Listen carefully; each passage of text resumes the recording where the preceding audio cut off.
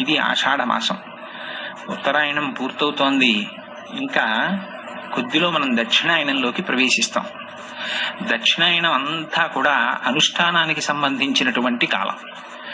అటువంటి సమయంలో సుబ్రహ్మణ్యేశ్వర స్వామి వారి గురించి 4 మాటలు చెప్పుకోవడం, ఆయన యొక్క అనుగ్రహానికి పాత్రులు కావడం చాలా అవసరమైనటువంటి విషయం.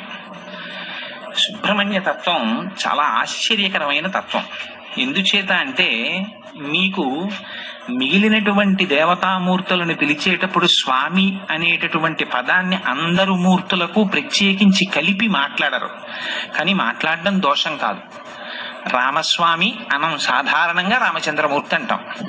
వెంకటరమణుడు గోవిందుడు అంటాం. గోవిందస్వామి అని అనడం తప్పు కాదు, కానీ అనం, సాధారణంగా కలపం. కానీ సుబ్రహ్మణ్యుడు అనం, సుబ్రహ్మణ్యేశ్వర స్వామి వారు అంటాం. ఆ స్వామి అన్న మాట సుబ్రహ్మణ్యేశ్వర స్వామి వారికి ప్రత్యేకం వర్తింపచేసి మాట్లాడతారు. అమరకోశం అని సంస్కృతంలో ఒక పుస్తకం ఉంది. అందులో స్వామి అనేటటువంటి మాటని అసలు ఒక్క సుబ్రహ్మణ్యేశ్వర స్వామి వారికి మాత్రమే చెప్పారు. ఎందుచేత అంటే ఆయన ఆ ధీర దేవసేన నాయక ఆ స్వామీ ప్రత్యేకించి గజముఖ అనుజ అని ఆ అమరకోశంలో ఆ స్వామి అన్న మాట సుబ్రహ్మణ్యేశ్వర స్వామి వారికి మాత్రమే ప్రత్యేకం చెందినది అని చెప్పారు. స్వామి అంటే సమస్తము తనది సొత్తుగా కలిగినటువంటి వాడు అని ఒక అర్థం. ఇప్పటికీ 7 కొండల మీద వెలిసినటువంటి వెంకటేశ్వర స్వామి వారిని సుబ్రహ్మణ్యేశ్వర స్వామి వారి యొక్క అవతారముగా కీర్తించి విశ్వసించేటటువంటి జనులు, భక్తులు చాలా మంది ఉన్నారు. ఎందుచేత అంటే వెంకటేశ్వర స్వామి అంటారంటే ఆయన విష్ణు స్వరూపం కదండి అని మీకు అనుమానం రావచ్చు. వెంకటేశ్వర స్వామి పరబ్రహ్మం. మీరు ఎలా కొలిస్తే అలా కనపడతారు ఆయన. పైగా అక్కడ కుమారధార అని ఒక ధార ఉంది. విశేషించి సుబ్రహ్మణ్యేశ్వర స్వామి వారు సాధారణంగా కొండల మీద వెలుస్తూ ఉంటారు. అక్కడ స్వామి కూడా 7 కొండల మీద ఉండడం అనేటటువంటిది ఒక ప్రత్యేకత. పైగా సుబ్రహ్మణ్యుడు కుండలిని శక్తికి ప్రతీక. షట్చక్రముల యొక్క భేదనము జరిగిన తరువాత సహస్రారములో రమించేటటువంటి బ్రహ్మణ్య స్థితికి ఆ వెంకటేశ్వర స్వామి వారి యొక్క దర్శనం ఒక అపురూపమైనటువంటి సన్నివేశం. ఎందుచేత ఈ మాట అంటున్నానంటే నేను ఒక చోట ఒక వ్యాఖ్యానంలో చదివాను. మనం వెంకటేశ్వర స్వామి వారి దర్శనానికి వెడతాం. మిగిలినటువంటి దేవతామూర్తుల దర్శనమునకు వెళ్ళినప్పుడు కలిగేటటువంటి అనుభూతి కన్నా వెంకటేశ్వర స్వామి వారి చేసేటటువంటి అనుభూతి వేరు. దానికి పేరే ఆనంద నిలయం. లోపలికి వెళ్లి దర్శనం చెయ్యగానే దివ్యమైనటువంటి ఆనందమునకు లోనైపోతారు. ఎందుచేత అంటే షట్చక్ర భేదనము చేసిన తరువాత సహస్రారములో పరమశివ పర్యంక నిలయైనటువంటి పార్వతీదేవి దర్శనము లేదా ఆ పరబ్రహ్మ దర్శనము ఎంత గొప్పదో వెంకటాచలపతి దర్శనం అంత గొప్పది.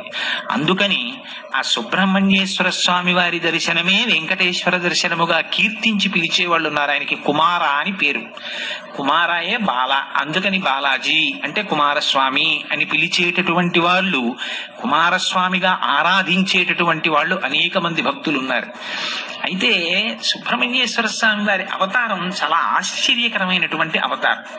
మీకు ఆయన ఎంత ముగ్ధమోహనమైనటువంటి స్వరూపం అంటే సాధారణంగా సుబ్రహ్మణ్యేశ్వర స్వామి వారి యొక్క చిత్తరువుని ఎవరైనా ఇలా చూశారనుకోండి, ఆయన మూర్తిని ముద్దులు మూట కట్టేస్తున్నాడండి అంటారు. ఎంత అందంగా ఉంటాడంటే ముమ్మూర్తుల వాళ్ళ అమ్మగారి పోలిక. మరో మాటలో చెప్పాలి అంటే పార్వతీదేవి పోలిక. అంత అందంగా ఉంటాడు ఆయన.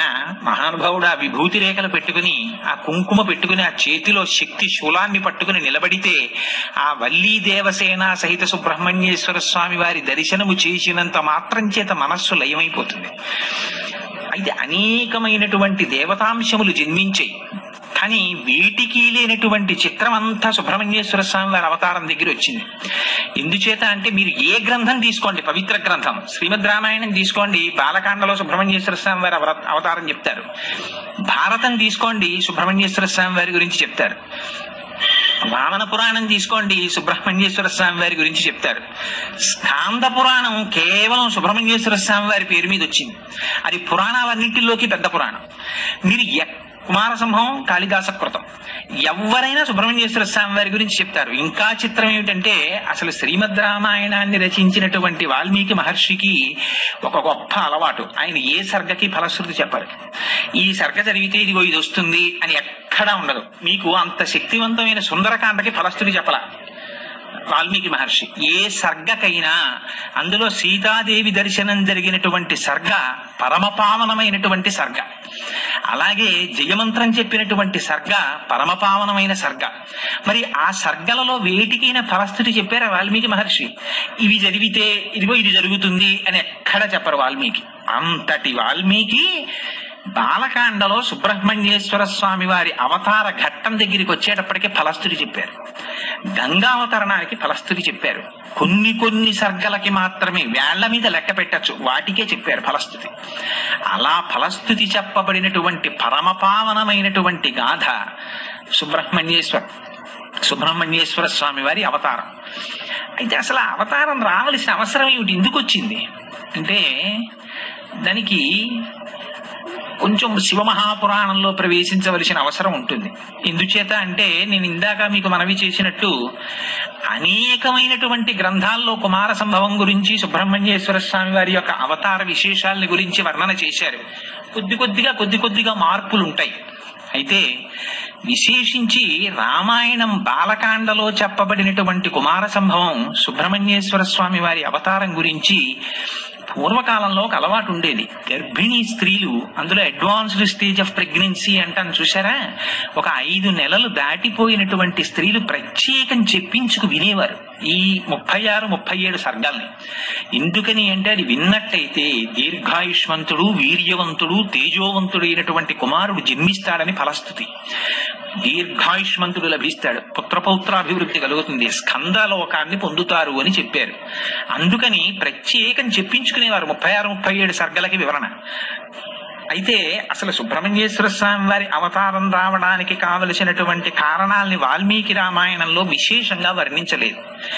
వర్ణించినది శివమహాపురాణంలో వర్ణించారు. అందుకని శివమహాపురాణంలోంచి క్లుప్తంగా మీకు ఆ కారణాన్ని వివరిస్తాను. పూర్వకాలంలో కశ్యప ప్రజాపతి దక్ష ప్రజాపతికి ఉన్నటువంటి 27 కుమార్తెలలో